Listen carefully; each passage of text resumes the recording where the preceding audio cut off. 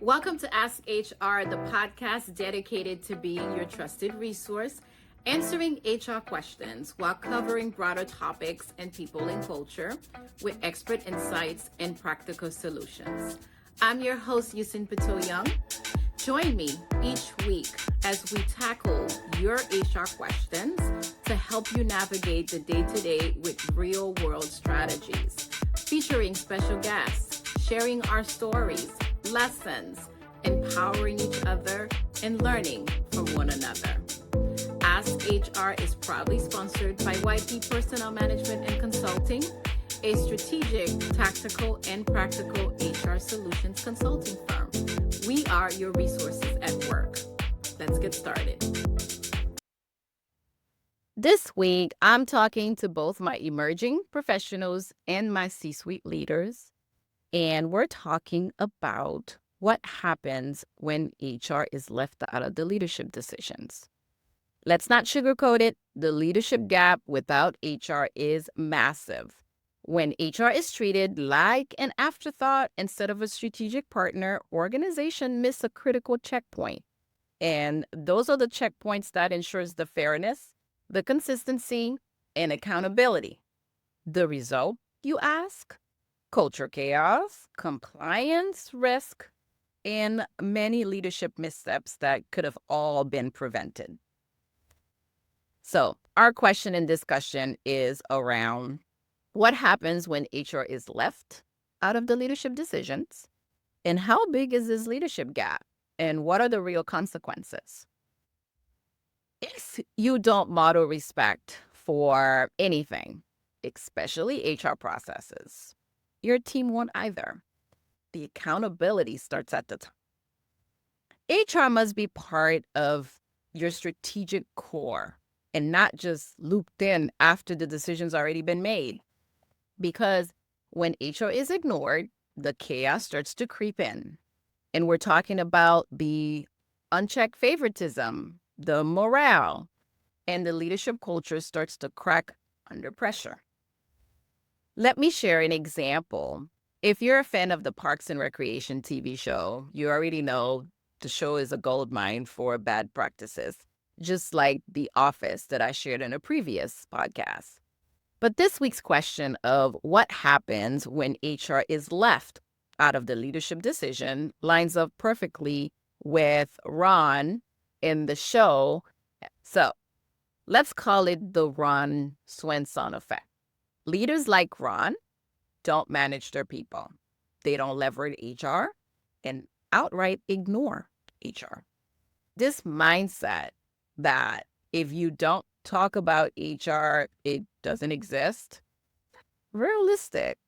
As leaders, when we dismiss HR, we invite the inconsistency. We create the low morale, the legal risk, period. And before we dive in, this episode of Ask HR is brought to you by YP Personnel Management and Consulting, referred as YPPMC. We are your resources at work. With a collective of 20 years of experience amongst our consultants, YPPMC brings the strategies, the solutions, and the expertise to simplify your HR services. Whether you are a small organization, an entrepreneur, a solopreneur, or a growing business, because when HR works, your business thrives. Learn more at yppmc.com. To our first question, what happens really when HR is left out of the leadership decision? Some people say, well, HR takes their directive from leadership anyways. Yes, but when HR is part of the decision, it's more of a collaborative conversation, and we weed out all of the do's and the don'ts, the what ifs. When you operate without meaningful HR input, leaders become more reactive instead of responsive. You start running the business around your people, not with your people and through people. And that is not sustainable, no matter which way you look at it. Okay, here's my personal experience. I remember at the beginning of my career, I was so excited to join one of my teams. And shortly when I got there, I realized I didn't have a seat at the table. And let me tell you what that looked like. It was a hot mess. Communication was all over the place, and I was drained. I was constantly waiting for the critical information, always receiving in late, or sometimes not even at all. And so I made a shift. I would provide my laundry list of agenda for the meetings, and it was a very long list. And what I would get was it was never communicated and given the right way. There was a lot of context missing. It was never really clear. And then so it became such a frustrating thing. Eventually, after months of consistently pushing my agenda and just kind of giving all this information, and I pushed through the noise, I was finally invited into the room. And when I got there, I didn't just show up. I showed up.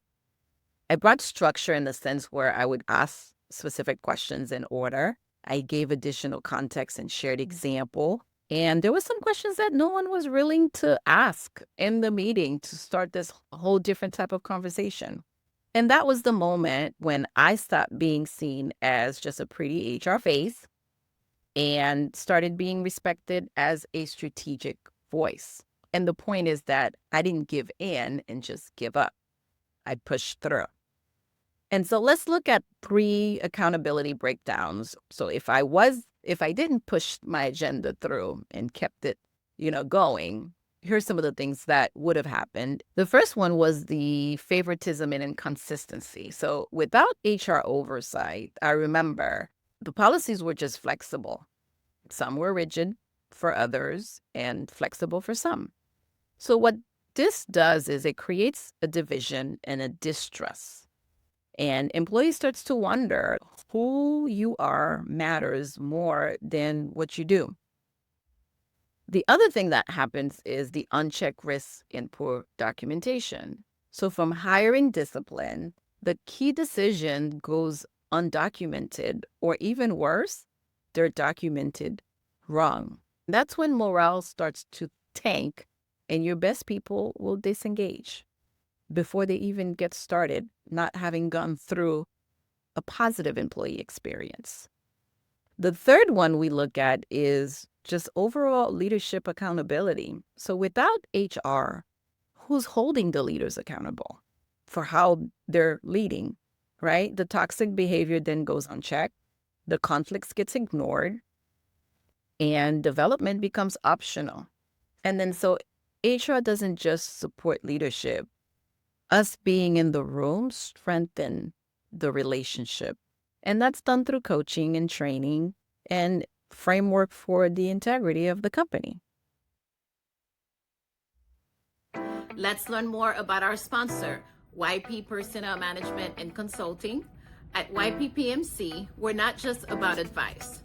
Whether you need strategic HR planning, tactical execution, or practical day-to-day support, we've got you covered. Elevate your business with client-focused, responsive, ethical, and result-driven HR solutions. Visit yppmc.com and learn how we can be of help. We are your resources at work. Now that we've unpacked what happens when HR is excluded from leadership, let's go a step further. It's not about being left out. It's really about the gap that forms when the accountability is missing at the top. So our next question, how big is the leadership gap and what are the real consequences? Well, when you brush off HR, like in the Parks and Recreation example, here's what really happens. Your morale doesn't just take a dip, it collapses. And the trust in leadership crumbles.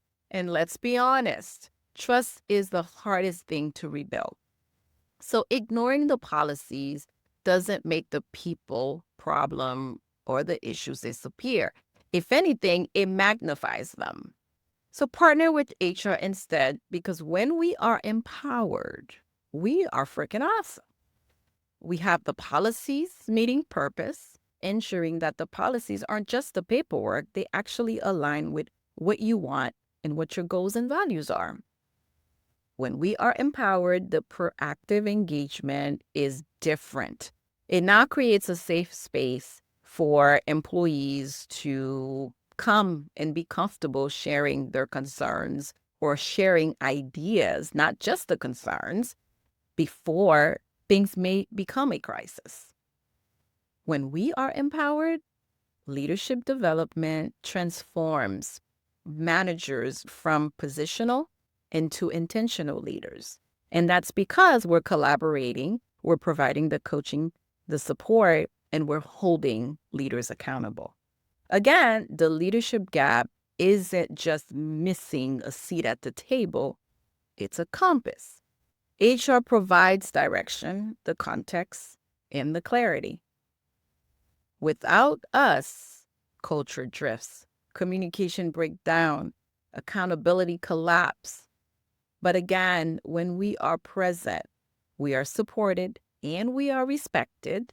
The decisions reflect both the business and our people needs.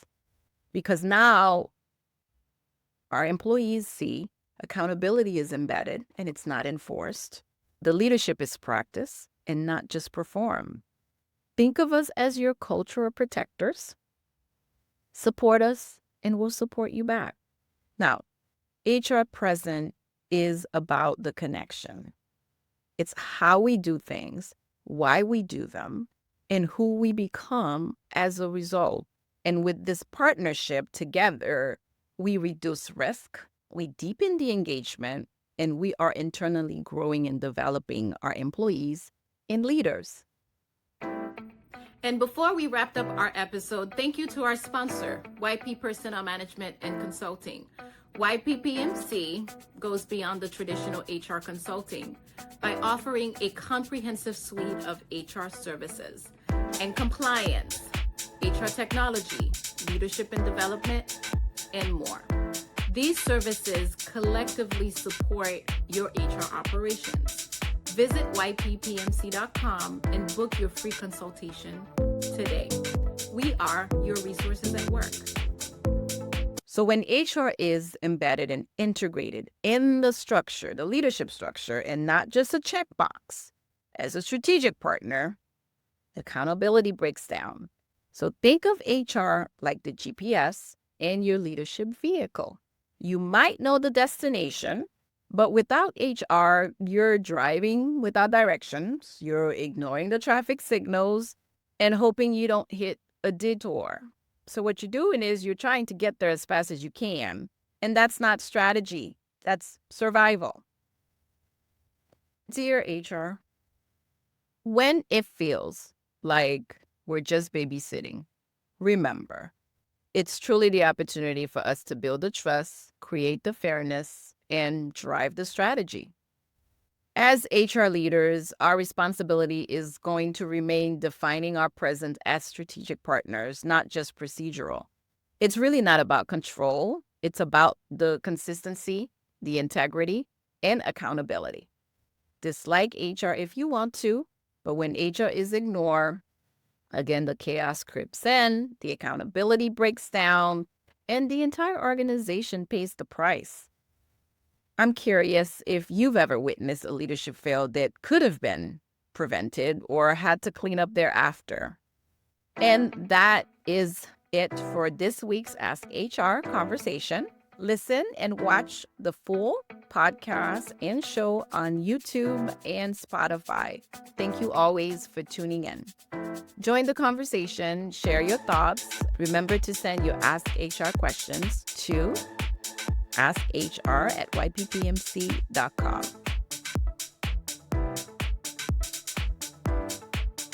Continue to support our show by subscribing, following, and engaging with us.